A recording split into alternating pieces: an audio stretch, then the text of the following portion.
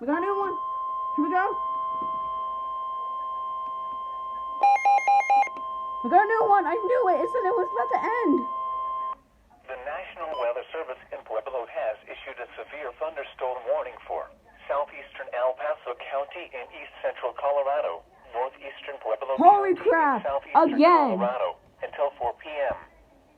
At 3:33 p.m., a severe thunderstorm was located 10 miles south of Truckton, or 33 miles northeast of Pueblo, moving north at 35 miles an hour. Hazard, ping-pong ball-size hail and 60 miles an hour wind gusts. Source, radar indicated. Impact, people and animals outdoors will be injured. Expect hail damage to roofs, siding, windows, and vehicles. Expect wind damage to roofs, siding, and trees. Locations impacted include Truckton and Rush.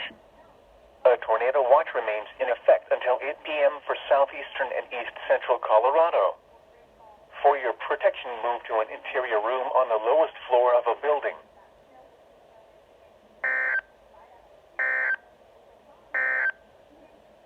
The severe thunderstorm warning for northeastern No, El that's just a Paso different County is canceled.